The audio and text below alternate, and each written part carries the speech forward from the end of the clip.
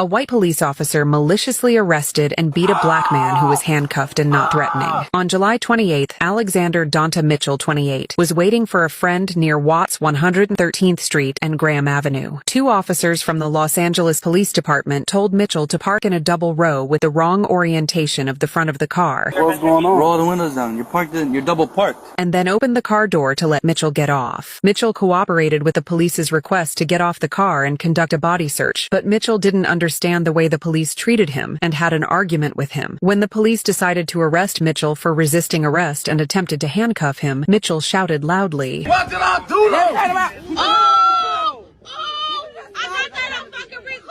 A police officer suddenly punched Mitchell, hit him hard on the chin, and then put on another handcuff, escorting Mitchell to the car. But due to Mitchell's difficulty breathing, he was first taken to the hospital, where doctors diagnosed him with a broken nose bridge and dislocated chin. Afterwards, Mitchell filed a lawsuit, and the police officers involved have now been relieved of their on-site duties. I don't think that blow was very necessary. Was it necessary for the policeman to hit the black man like that? I don't think it was necessary, because the man was not resisting. He wasn't resisting. He just kept quiet, and he was on handcuff. He was on handcuff, yet the policeman maliciously hit him in such a manner. Are we saying this hit from the policeman is just maybe to prove power, or because he is black? Because truly, I have not seen a white police arrested a white man and then maliciously keep hitting him like that, even on handcuff. The man is not resisting. He is not trying to defend himself in any way. You guys have already handcuffed him. His hands are already behind his back. And then hitting him now is, it looks like racist to me. So guys, what do you think? Sometimes in life, as a police officer, I'm not trying to teach the police officer their job, but when their victim is unarmed and when their victim is cooperating with the arrest, I don't see it necessary for physical assault. Now, the good thing about this video is that this police officer was relieved from his duty. Fuck my mom, nigga!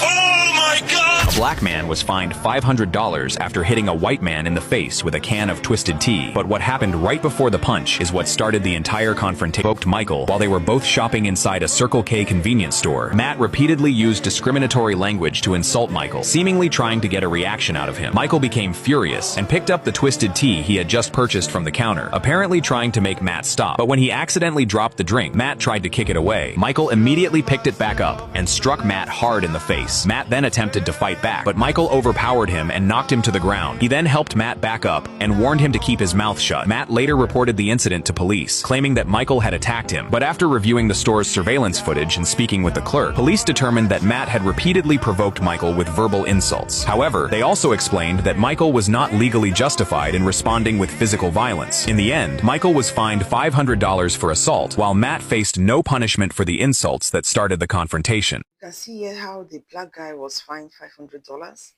because he hit the black guy on the face. And we saw that the white guy was teasing the black guy. You tease somebody, continuously teasing somebody, this anger in people might lead them to do something terrible. But you that is teasing somebody, what did you expect from the person you are teasing? For the person to just keep looking at you and smiling? Oh, come on. No. The person will fight back. I don't support fighting back. I can walk away. I can walk away from a provocative environment, a toxic environment. I can walk away from it. Because the action you might take can result in one, putting you behind bars, making you to spend, or anything that can be negatively against your favor. So, but you say, I picked that can of drink and hit the white guy on the face. But shockingly, after everything had been resolved in the lawsuit, the white guy was not fined. Now the black guy was fined $500 because he was the one that started an assault first. He first lay hands. But the black guy that kept teasing him with words and insults, he went free. Well, I don't think it was really necessary not to find the white guy, but the law have taken their course. We just have to avoid anything that will make you fight on the streets. I think people should learn to avoid it. People should learn to walk away from a toxic environment. Who the f are you? Okay, so let me read you something. Who the f are you? Oh, nah, he waving that something. gun at him. Yeah, go ahead, read. Let me read something. Because you're gonna preach Let me, me read and to then you. you're gonna talk to me. Let me read to you. Who the f are you? Yeah, you're because- here protesting. Shut your mouth. If you were here, Oh, if you hell were here, Shut the f up. I'm listening. Shut up. No, I don't have to. I'm trying to teach you. You don't need to shut up. Yo, bro. Yo, bro. Yo, bro. Yo. Don't ever come pastor up here went off. and just shut my Now you're all leaking. Get the here. Now I took your gun. What are you gonna do? Now I took your gun. Now I can you up. Who's the bitch? Damn. Yeah. And you're all saying, yo, your gun is loaded. You're a buster too. Wankster. As a preacher, and if you go out to preach and someone doesn't want to hear what you got to say about God, allow them. Yes, I think allow them. Okay, the white guy was with a gun. The black guy was out to preach to him on the street. You can all see from the video that we have watched. Both of them was like arguing. You want to preach to someone, the person don't want to listen, allow the person. You don't need to force it on the person. What if that white guy would have used a gun on the pastor? It would have been the end. And if you die, you go to God, they say, God, I was about to preach to someone and then he ended up shooting me. That's why I'm here. No. Thankfully, the black guy overpowered the white guy and collected the gun from him. But I don't think it was very necessary. It was necessary for the black guy to keep insisting on that preaching. If you want to preach somebody, the person don't want to hear, allow the person. Don't force it. Look closely, he's being stopped just because he's black. But what these police officers don't know yet is that the man standing in front of them is an FBI agent. And not just any agent, one of a very high rank. From the very first seconds, the officers act confident, mocking, arrogant. They're sure they're in control. Why are you checking me? Because we can. We do whatever we want. Even the person filming quietly says, they picked the wrong guy. They picked the worst possible guy. The man stays calm. No yelling. No resistance. He does just one thing. He pulls out his phone and makes a call. And that's when everything changes. The smiles disappear. The jokes stop. One officer's face tightens. Another looks away. A few minutes later, a superior arrives. And in that exact moment, you can see it on his face. He knows. He knows he just made the biggest mistake of his life. His boss walks up to him, slowly, like you would to a child who's in serious trouble. No shouting, no insults. That's what makes it worse. Because no excuse in the world can erase what they did. This wasn't just anyone. This was an FBI agent. What do you think about this situation? Write your opinion in the comments.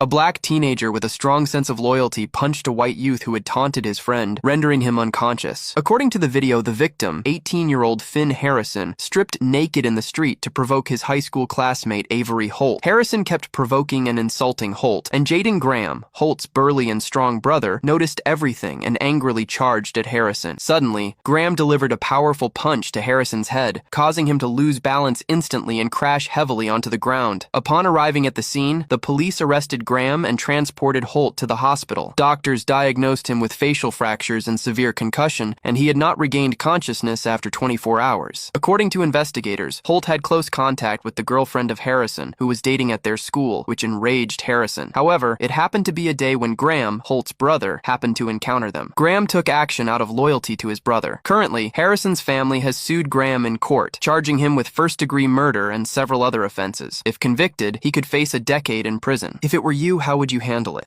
I hope you have watched it. You see where that black guy hit the white guy and he fell down unconscious. Luckily, after 24 hours, he was revived. What if he wasn't revived? So what am I trying to say? People should refrain from unnecessary anger. I know at times when you are provoked,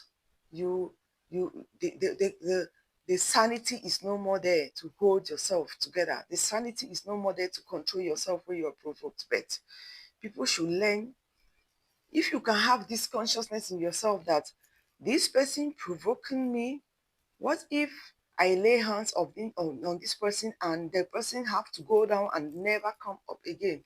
I'll be in jail forever. If you have this consciousness in you, you will be able to have this self-control, not to hit immediately after every provocative confrontation or whatsoever. Thank you very much for your time. Thank you very much for staying with us to the end of this video. If you're new here, please subscribe to the channel, put on your notification bell so that you don't miss any of our updates. Please like the video and share it. Thank you, and I'll see you in the next video.